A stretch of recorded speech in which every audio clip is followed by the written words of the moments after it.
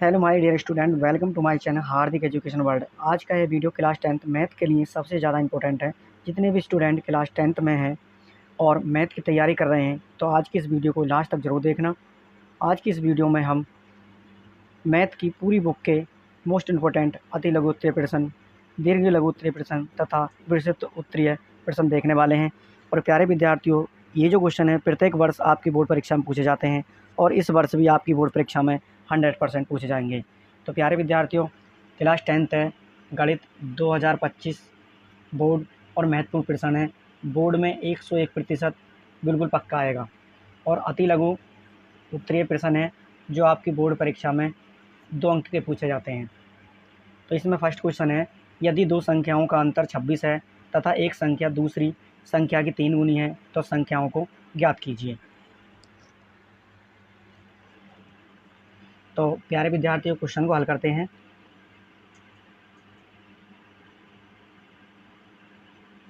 और प्यारे विद्यार्थियों, आपको बहुत ही सरल और आसान तरीके से बताऊंगा। प्यारे विद्यार्थियों, आप पेंसिल और कॉपी लेकर बैठिएगा और क्वेश्चनों को नोट करते जाइएगा। तो मान लेते हैं हम, यानी दो संख्याओं का अंतर 26 है, तो मान लेते हैं वे दो संख्याएं, माना वे दो संख्याएं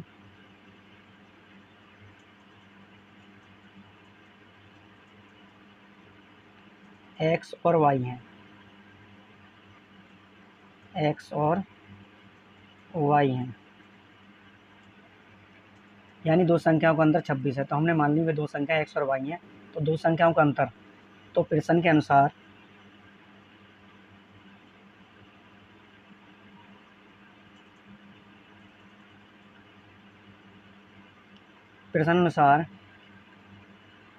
प्रथम शर्त से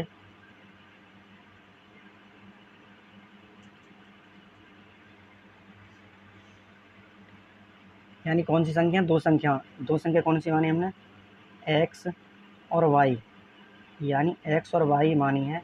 तो इनका जो अंतर है यानी माइनस बराबर कितना दे रखा हमें, 26, यानी दोनों संख्याओं का अंतर कितना होगा, 26। तो प्यारे विद्यार्थियों, इसे मान लेते हैं फर्स्ट समीकरण। उसके बाद करा क्वेश्चन में, तथा एक संख्या दूसरी संख्या की 3 गुनी है। तो प्रश्न अनुसार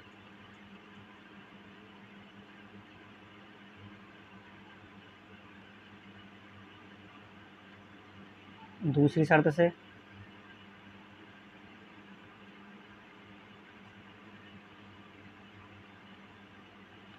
दूसरी शर्त क्या है कि एक संख्या के माने में, यानी एक संख्या बराबर दूसरी संख्या की 3 गुनी है, यानी दूसरी संख्या की 3 गुनी, यानी गुणा 3 गुनी।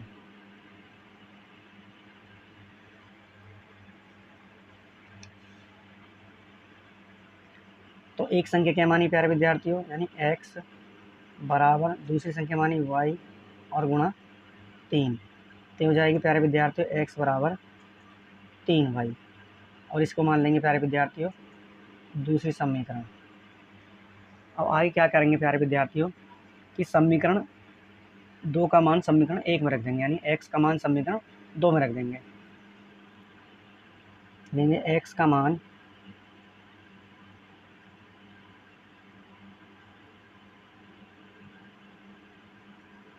समीकरण 1 में रखने पर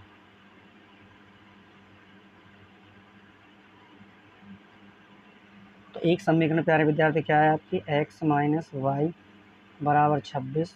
तो x के स्थान पर हम 3y रख देंगे। क्या रखेंगे, यानी 3y माइनस वाई बराबर 26। उसके बाद 3y में से एक y घटाएंगे तो यहाँ बचेंगे आपकी 2y बराबर 26, और ये हो जाएगा आपका y बराबर 26/2। 2 से भाग करेंगे तो प्यारे विद्यार्थी आपका 13 बार कैंसिल हो जाएगा, यानी 13 दूनी 26। तो इस प्रकार y की वैल्यू आ गई आपके प्यारे विद्यार्थियों 13। अब क्या करेंगे कि y का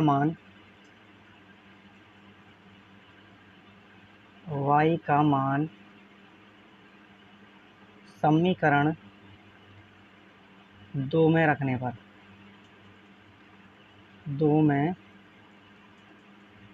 पर समीकरण 2 है आपके प्यारे विद्यार्थियों, x बराबर 3y और x बराबर 3 गुणा y की वैल्यू रख लेंगे यहाँ से कितनी 13। y की वैल्यू कितनी यहाँ पर 13, तो y के स्थान पर रखें 13, तो हो जाएगा x बराबर 13 थी 39, और इस प्रकार x की वैल्यू आ गई आपकी 39। तो प्यारे विद्यार्थियों, तो संख्याएं हो जाएंगी आपकी, लिखेंगे अतः संख्याएं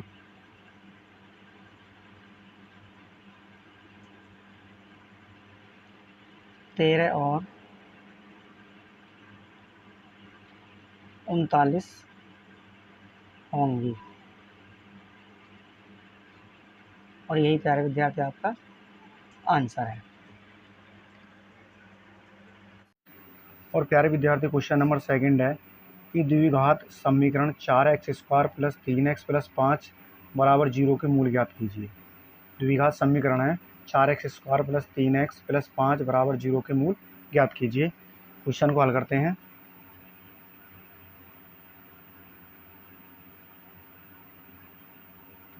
यानी हमें दे रखे समीकरण 4x² + 3x + 5 बराबर 0। तो सर्वप्रथम क्या करेंगे, हम इस समीकरण की द्विघात समीकरण से तुलना करेंगे।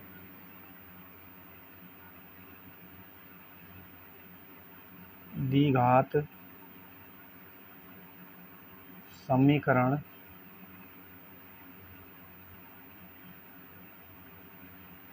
क्या है हमारी, ax² + bx + c बराबर 0 से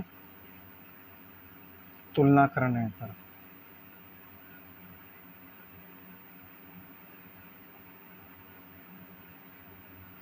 तो यहाँ पर हो जाएगा आपका प्यारे विद्यार्थियों, यानी a बराबर हो जाएगा आपका 4 और b बराबर हो जाएगा आपका 3 और c बराबर हो जाएगा आपका प्यारे विद्यार्थियों 5। अब क्या करेंगे कि विविध कर, यानी हमें इसकी हल करना है। विविध कर बराबर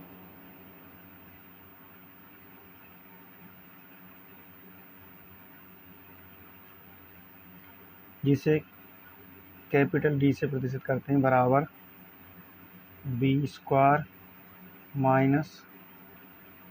4ac से बराबर b की वैल्यू कितनी है 3, तो 3 की घात 2 हो जाएगा -4 गुणा a की वैल्यू कितनी दे रखी है 4 है, और c की वैल्यू कितनी दे रखी है 5 बराबर 3 का वर्ग कर लेंगे तो हो जाएगा आपका प्यारे विद्यार्थी 9, 4 चौक 16, 16 पंजे 80 बराबर माइनस के 80 में से 9 घटाएंगे प्लस के, तो माइनस के बचेंगे आपके प्यारे विद्यार्थियों 71। अब ये निकल गया आपका D बराबर -71, यानी विविध कर।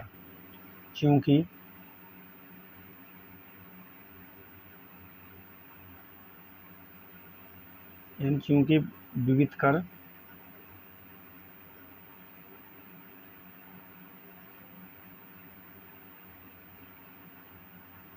का जो मान है क्या है, ऋणात्मक है।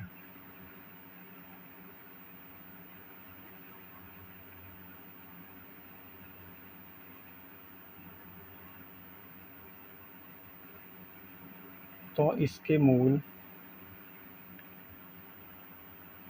कैसे होंगे प्यारे विद्यार्थियों, वास्तविक नहीं होंगे,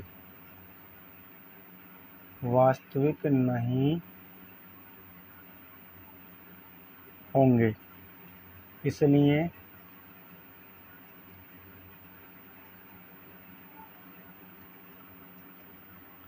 समीकरण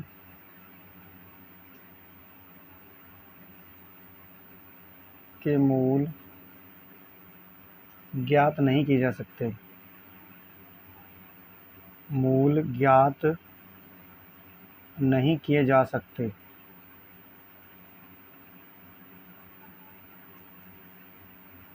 और यही प्यारे विद्यार्थी आपका आंसर है।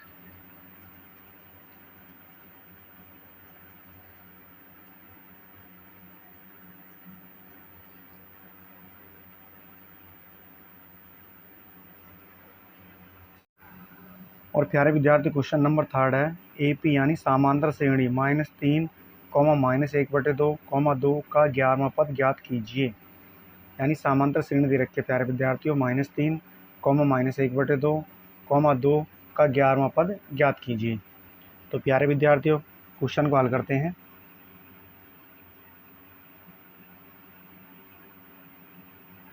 हमें जो दिया है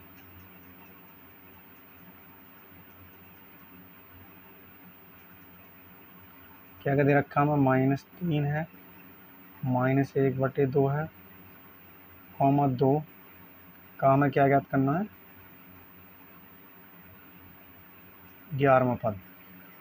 तो प्यारे विद्यार्थी जो हमारे पहला पद जो लिखा है इसे ये हमारा हो जाएगा यानी प्रथम पद, और प्रथम पद को हम ए से प्रदर्शित करते हैं। तो ए बराबर हो जाएगा प्यारे विद्यार्थियों -3। उसके बाद हमें ज्ञात करना है सारवांतर।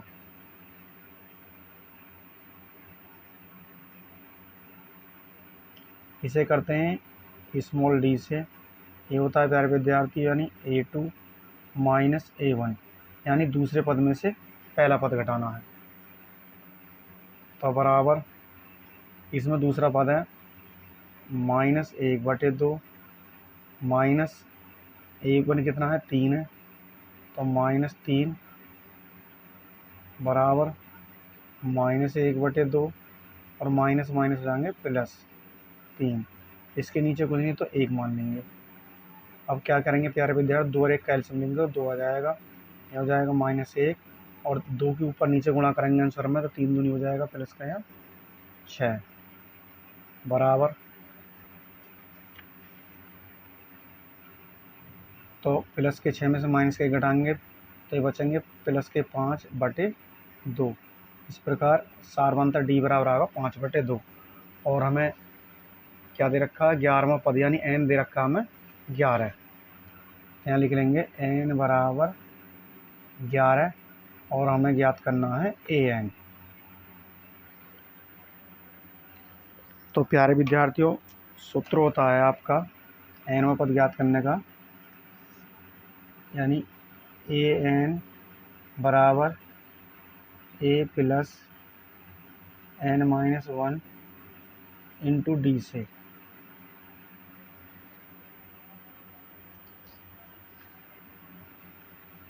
तो बराबर a की वैल्यू रखेंगे। a की वैल्यू प्यारे विद्यार्थियों -3 प्लस n की वैल्यू आपकी 11 -1 और d यानी गुणा 5/2। डी की वैल्यू 5/2 बराबर -3 प्लस 11 में से 1 गया 10 और गुणा 5/2। तो 2 से कैंसिल करेंगे इसे 5 बार, तो 2 पंजे 10। तो प्यारे विद्यार्थी आपका बचा यहाँ पर 3 प्लस यहाँ बचा आपका 5 और गुणा 5 बराबर -3 प्लस 5 पंजे 25। अब क्या करेंगे, 25 में प्लस के और माइनस के 3 हैं, तो आपके बचेंगे प्यारे विद्यार्थियों प्लस के 22, यानी an बराबर आपका 22 आएगा। तो आपका हो जाएगा यानी अतः 11वां पद बराबर क्या होगा, 22 होगा। और यही प्यारे विद्यार्थी आपका आंसर होगा।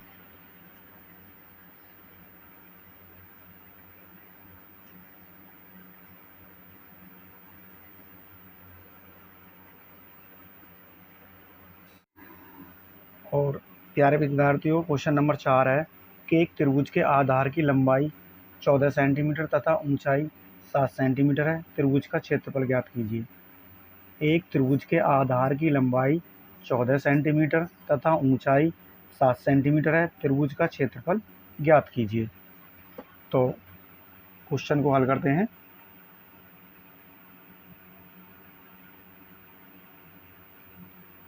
तो त्रिभुज के आधार की लंबाई कितनी दे रखी है प्यारे विद्यार्थियों?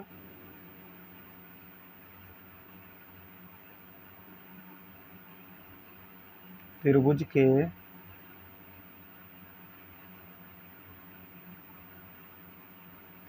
आधार की लंबाई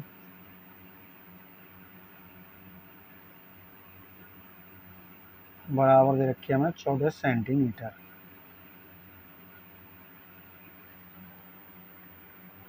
तथा ऊंचाई 7 सेंटीमीटर है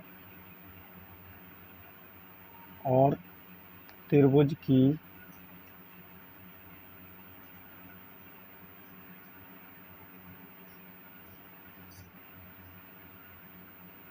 ऊंचाई दे रखी है बराबर 7 सेंटीमीटर। तो त्रिभुज का क्षेत्रफल ज्ञात कीजिए। तो त्रिभुज का क्षेत्रफल ज्ञात करते हैं। तो त्रिभुज का क्षेत्रफल बराबर 1/2 गुणा आधार और गुणा ऊंचाई। ये प्यारे विद्यार्थी त्रिभुज के क्षेत्रफल का सूत्र होता है, यानी त्रिभुज का क्षेत्रफल होता है 1/2 गुणा आधार गुणा ऊंचाई बराबर 1/2 गुणा आधार दे रखा प्यारे विद्यार्थियों, यानी आधार यानी 14 सेंटीमीटर गुणा ऊंचाई दे रखी है 7 सेंटीमीटर। 2 की बात करेंगे 14 में तो आपका 7 बार कैंसिल हो जाए, 2 7 14। यहाँ पर बचा आपका 7 गुणा 7, ये हो जाएगा आपका 7 7 49 वर्ग सेंटीमीटर। क्षेत्रफल ज्ञात कर रहे हैं तो ये जाएगा वर्ग सेंटीमीटर। तो ये जाएगा अतः त्रिभुज का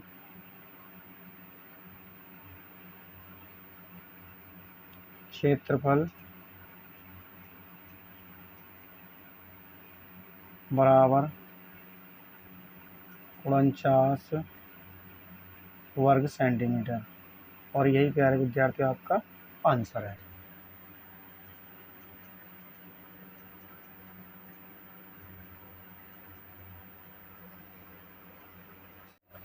और प्यारे विद्यार्थियों, अब मैं आपको बताने वाला हूँ लघु उत्तरीय प्रश्न। लघु उत्तरीय प्रश्न जो आपकी बोर्ड परीक्षा में 4 अंक के पूछे जाते हैं। तो इसमें फर्स्ट क्वेश्चन है कि निम्नलिखित समीकरण को हल कीजिए।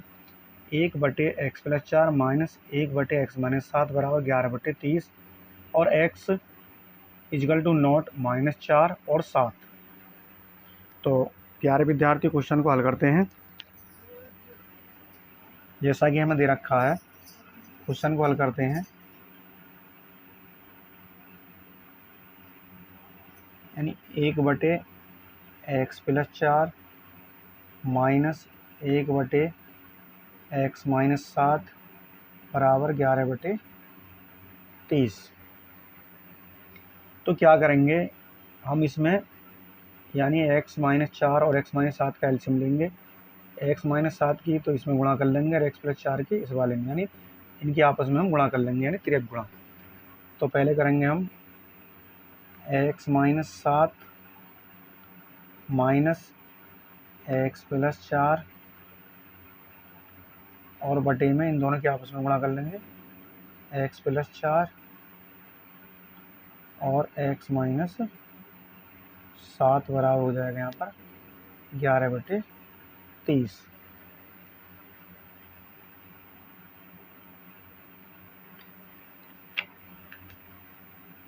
अब आगे हल करते हैं।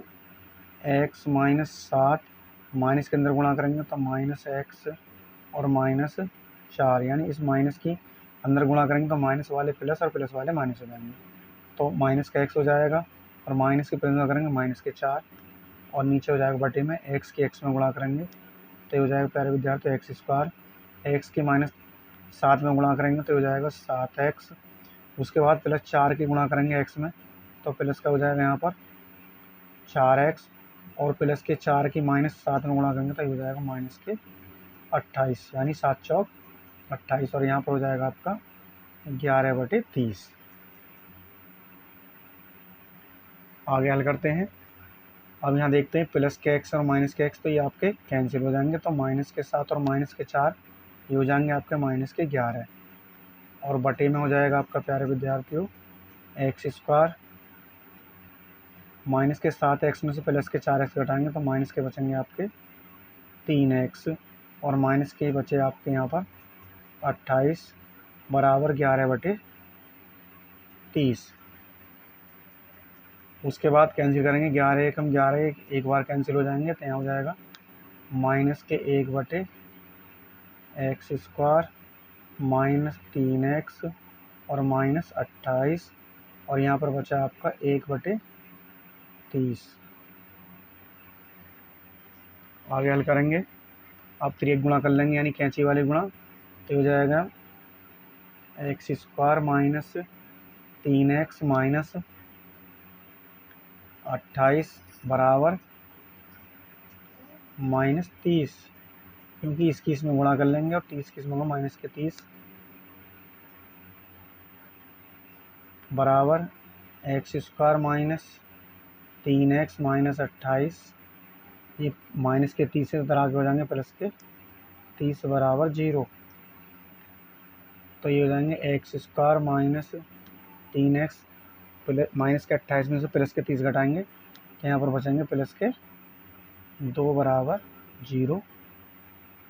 अब क्या करेंगे, इनके गुणनखंड कर लेंगे तो एक्स स्क्वायर माइनस, अब हमें ऐसी दो संख्या चाहिए जोड़ें घटाएं तो माइनस के 3 हो जाएं और गुणा करें तो 2 हो जाएं, तो वो दो संख्याएं माइनस के 2x और माइनस के x, माइनस के 2x में माइनस के x जोड़ेंगे तो 3x हो जाएंगे माइनस के और प्लस 2 बराबर 0। या प्यारे विद्यार्थियों मैं आपको अलग करके दिखाता हूँ, यानी एक्स स्क्वायर गुणांक क्या है 1 है और अचर संख्या क्या है 2 है, तो 2 एकम 2 हो जाएंगे। उसके बाद हमें दो ऐसी संख्या चाहिए कि जो हमारी माइनस के 3 हो जाए जोड़ के घटा के और गुणा करें तो 2 हो जाए, तो वो दो संख्याएं माइनस के 2 में गुणा करें हम माइनस के 1 की तो हो जाएगा प्लस का 2 और माइनस के 2 में माइनस के 1 जोड़ें तो हो जाएंगे माइनस के 3।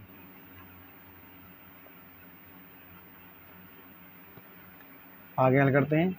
अब यहाँ से यहाँ तक हम क्या करते हैं x कॉमन लेंगे, यहाँ बचा आपका x और माइनस के यहाँ पर बचे 2, यहाँ से हम माइनस का 1 कॉमन लेंगे, इसमें भाग करेंगे तो यहाँ हो जाएगा प्लस का x, माइनस का प्लस में भाग करेंगे माइनस 1 दूनी हो जाएगा 2 बराबर 0, तो हो जाएगा x माइनस 2 और x माइनस 1 बराबर 0, तो x माइनस 2 बराबर 0 तो ये हो जाएगा x बराबर 2 या x माइनस 1 बराबर 0 तो ये हो जाएगा x बराबर 1। तो प्यारे विद्यार्थी आपके आंसर हो जाएंगे इस प्रकार, अतः x बराबर 2,1 और यही प्यारे विद्यार्थी आपके आंसर हैं।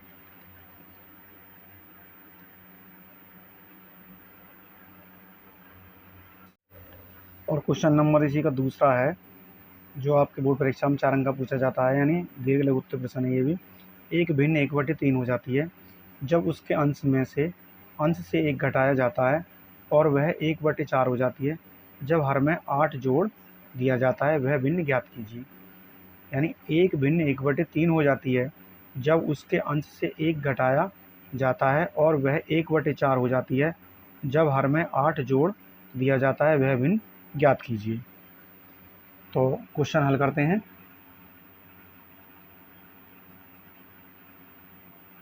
तो प्यारे विद्यार्थी मान लेते हैं, माना वह भिन्न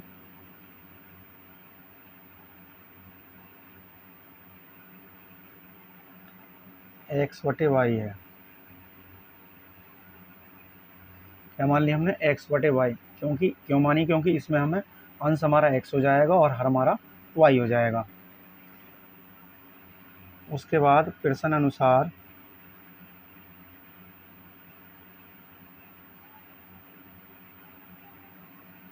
फर्स्ट शर्त से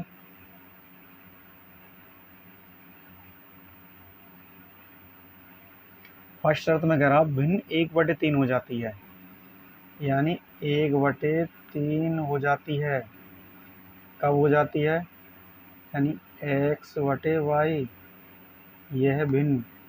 और इसमें कह रहा है उसके अंश से, अंश क्या हमारा x से, इसमें से 1 घटा लें तो कितनी हो जाती है? बराबर 1/3। अब क्या करेंगे? त्रिगुणा कर लेंगे। तो 3 के x में गुणा करेंगे तो ये हो जाएगा आपका 3x, और माइनस के 1 में गुणा करेंगे तो माइनस का 3 बराबर y। उसके बाद चर संख्याओं को एक तरफ ले आएंगे। 3x चर संख्या हमारी क्या है? y है, और माइनस y क्योंकि प्लस की, और माइनस का 3 है तो इधर जाकर हो जाएगा प्लस का 3, और इसे मान लेंगे समीकरण 1। उसके बाद कह रहा है वह 1/4 हो जाती है। सेकंड शर्त से प्रश्न अनुसार सेकंड शर्त से, यानी 1/4 हो जाती है, यानी 1/4 हो जाती है। कब हो जाती है? जब हर में, यानी भिन्न है x बटे वाई, और ये जो हर है इसमें 8 जोड़ दें। 8 जोड़ने पर वह 1/4 हो जाती है। इसमें भी गुणा करेंगे तो ये हो जाएगा आपका यहाँ पर 4x बराबर y प्लस 8, और 4x y का पक्षांतर करेंगे माइनस की y, और बराबर ये प्लस के 8 रहेंगे जो कि। तो अब ये हो जाएगी फर्स्ट समीकरण, ये है हमारे सेकंड समीकरण। तो क्या करेंगे? फर्स्ट समीकरण में से सेकंड समीकरण को घटा लेंगे विलोपन विधि से। तो ये है 3x माइनस वाई बराबर 3, और 4x माइनस वाई बराबर 8। ये आपकी फर्स्ट समीकरण प्यारे विद्यार्थियों, और ये आपकी सेकंड समीकरण है। और प्यारे विद्यार्थियों, मैंने आपको कई वीडियो में बताया है, आप वीडियो में डिस्क्रिप्शन में जाकर वीडियो देख सकते हैं कि मैंने आपको बताया जब हमारे चिन्ह समान आ जाएंगे, जब चिन्ह समान आएंगे तो प्यारे विद्यार्थियों क्या करेंगे? हम समीकरण को यानी जोड़ लेंगे। यहाँ लिखेंगे समीकरण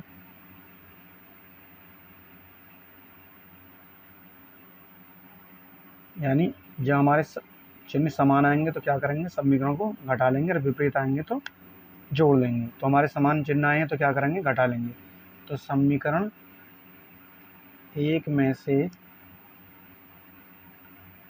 समीकरण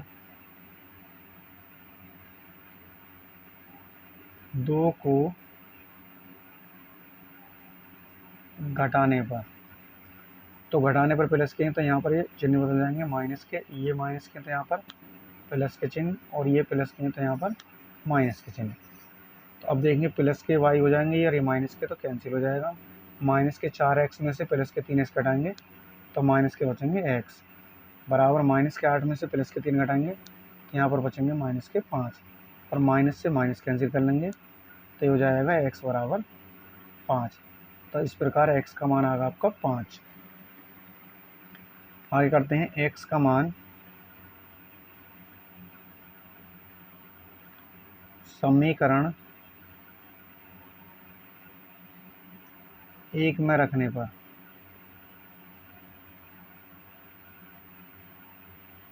समीकरण 1 है 3x माइनस वाई बराबर 3, और 3 गुणा x की वैल्यू कितनी रख गई? 5, तो x के स्थान 5 रख लेंगे, माइनस वाई बराबर 3, तो ये जाएगा आपका 3 पंजे 15 माइनस वाई बराबर 3, और माइनस के वाई बराबर 3। ये प्लस के 15 है तो इधर जाके माइनस के हो जाएंगे, तो ये जाएंगे माइनस के वाई बराबर माइनस के 15 में से 3 घटाएंगे प्लस के तो माइनस के बचेंगे 12 और माइनस से माइनस कैंसिल, तो हो जाएगा y बराबर 12। इस प्रकार y का मान प्राप्त होगा आपको प्यारे विद्यार्थियों 12। तो भिन्न हमने क्या मानी, तो प्यारे विद्यार्थियों भिन्न हो जाएगी तो अभिष्ट भिन्न हो जाएगी, यानी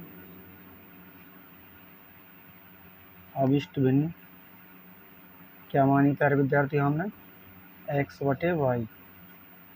तो y की वैल्यू कितनी आई है 5, सॉरी x की वैल्यू कितनी आई है 5 और y की वैल्यू आई है 12।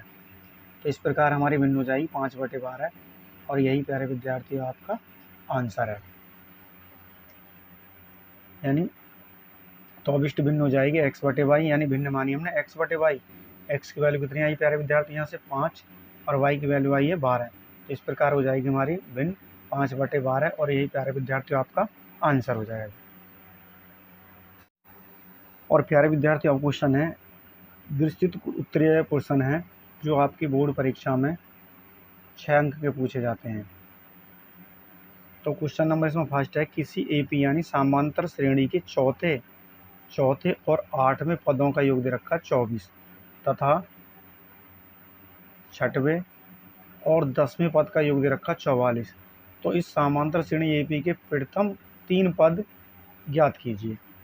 यानी किसी समांतर श्रेणी के चौथे और 8वें पदों का योग है 24 तथा 6वें और 10वें पद का योग 44 है। इस एपी यानी समांतर श्रेणी के प्रथम 3 पद ज्ञात कीजिए। तो प्यारे विद्यार्थी क्वेश्चन को हल करते हैं।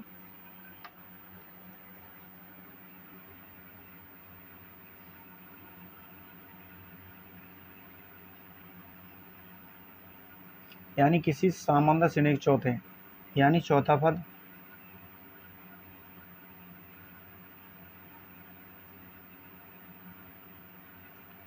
और प्लस 8वां पद,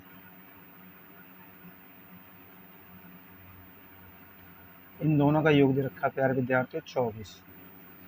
तो चौथा पद होता है आपका प्यारे विद्यार्थियों a प्लस 3d प्लस 8वां पद होता है a प्लस 7d बराबर 24।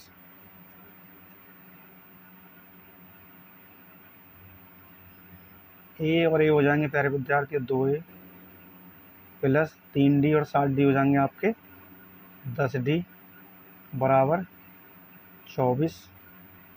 अब क्या करेंगे 2 से भाग करने पर, क्योंकि 2 से हमारे कैंसिल हो जाएंगे,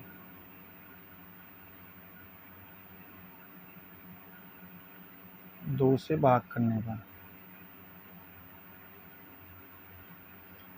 तो यहाँ बचेगा आपका a प्लस 2 पंजे 10 यानी 5d और 12 दूनी 24 और इसे मान लेंगे प्यारे विद्यार्थी समीकरण फर्स्ट। उसके बाद कह रहा है यानी 6वें और 10वें पद का योग, यानी 6वां पद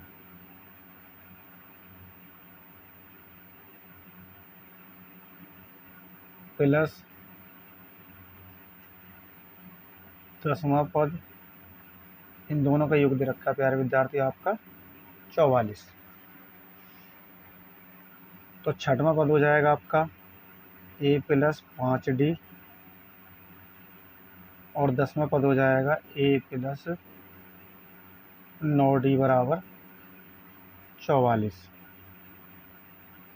a और a जोड़ेंगे तो ये हो जाएंगे आपके 2a, 5d और 9d हो जाएंगे आपके 14d बराबर 44। अब क्या करेंगे 2 से भाग करने पर, क्योंकि 2 से कैंसिल हो जाएंगे,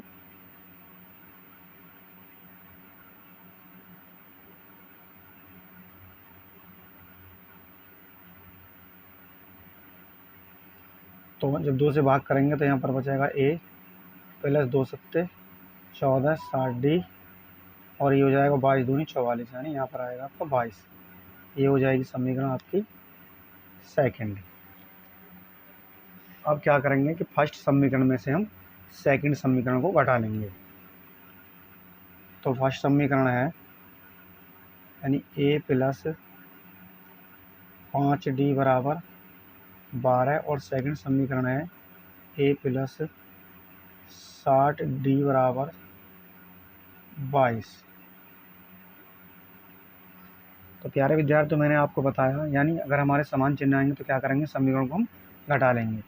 ये समीकरण है फर्स्ट और ये समीकरण है सेकंड। तो समीकरण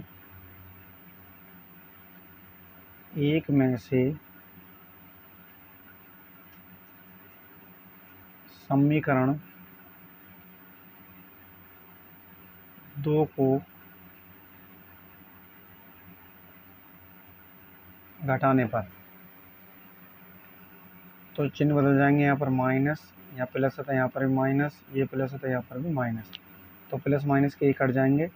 माइनस के 60d में से 5 घटाएंगे तो ये बचेंगे माइनस के 2d। और माइनस के 22 में से 12 घटाएंगे तो यहाँ पर बचेंगे माइनस के 10। तो माइनस से माइनस कैंसिल, तो हो जाएगा d बराबर 10/2। 2 की भाग करेंगे, 2 पंजे 10, तो हो जाएगा d बराबर 5। तो इस प्रकार d का मान होगा आपका प्यारे विद्यार्थी 5। अब हमें d का मान तो मिलेगा, अब हमें a का मान और प्राप्त करना है। तो d का मान समीकरण 1 में रख देंगे। लिखेंगे d का मान समीकरण 1 में रखने पर, समीकरण 1 है a प्लस 5d बराबर 12। तो a प्लस 5 गुणा d, d की वैल्यू अब क्या है 5 बराबर 12। तो हो जाएगा a प्लस 5 पंजे 25 बराबर 12 और a बराबर 12 प्लस के 25 हैं तो इधर जाके माइनस के हो जाएंगे। तो हो जाएगा a बराबर माइनस के 25 में से प्लस के 12 घटाएंगे तो बचेंगे माइनस के 13। इस प्रकार a का मान आएगा आपका 13। और क्वेश्चन में कह रहा है कि AP के प्रथम 3 पद ज्ञात करने हैं, यानी AP के प्रथम 3 पद।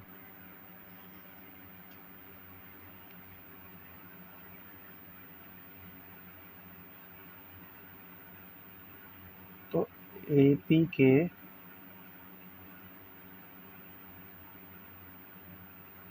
प्रथम 3 पद, यानी प्रथम पद होगा आपका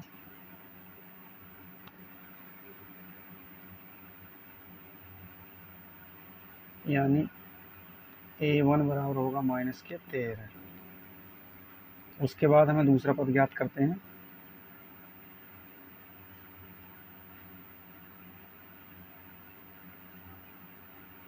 दूसरा पद हो जाएगा प्यारे विद्यार्थी आपका यानी a2। तो a2 क्या होता है, ये होता है आपका प्यारे विद्यार्थी को a प्लस डी। a की वैल्यू कितनी है -13 प्लस d की वैल्यू कितनी है आपकी 5। तो घटाएंगे तो माइनस के 13 है, में से प्लस के 5 घटाएंगे तो माइनस के 8। तो इस प्रकार a2 बराबर आ जाएगा आपका माइनस के 8। अब हमें ज्ञात करना तीसरा पद।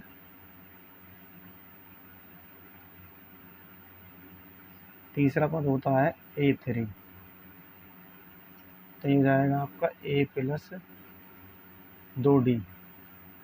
a की वैल्यू कितनी है प्यारे विद्यार्थियों -13 प्लस 2 गुणा d की वैल्यू आपकी 5 माइनस के 13 प्लस 5 दूनी 10। तो बचा आपका माइनस के 3, यानी a3 बराबर होगा आपका माइनस के 3।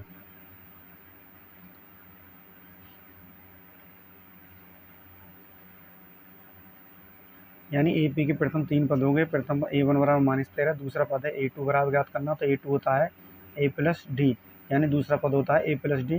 a की वैल्यू माइनस के 13 और d की वैल्यू आपकी आई 5। तो माइनस के 13 में से प्लस के 5 घटाएंगे तो माइनस के बचेंगे 8। उसके बाद तीसरा पद ज्ञात करना है a3। a3 होता है तीसरा पद a प्लस 2d। a का मान रखा -13 प्लस 2 गुणा डी की वैल्यू रखी यहाँ से हमने 5, तो 5 दूनी 10, माइनस के 13 और प्लस के 10 हैं, तो यहाँ पर बचेंगे माइनस के 3। तो इस प्रकार आपके तीनों पद ज्ञात हो गए और यही प्यारे विद्यार्थियों क्या हो जाएगा, यही प्यारे विद्यार्थियों आपका आंसर है। तो प्यारे विद्यार्थियों, आज की ये वीडियो पसंद आई तो वीडियो को लाइक कर दीजिएगा और वीडियो को ज़्यादा से ज़्यादा अपने दोस्तों को शेयर कर दीजिएगा। और आज की वीडियो आपको कैसे लगी कमेंट्स बॉक्स में ज़रूर बताना, और आपको किस विषय की वीडियो की आवश्यकता है कमेंट्स बॉक्स में लिखकर हमें ज़रूर बताना। और प्यारे विद्यार्थियों, वीडियो को बनाने में बहुत ही ज़्यादा मेहनत करनी पड़ती है, इसलिए हमें आपके सपोर्ट की बहुत ज़्यादा आवश्यकता है। तो प्यारे विद्यार्थियों, अगर आप अभी तक आपने हमारे चैनल को सब्सक्राइब नहीं किया है तो चैनल को सब्सक्राइब कर लीजिएगा। तो फिर मिलते हैं नेक्स्ट वीडियो में, तब तक के लिए धन्यवाद।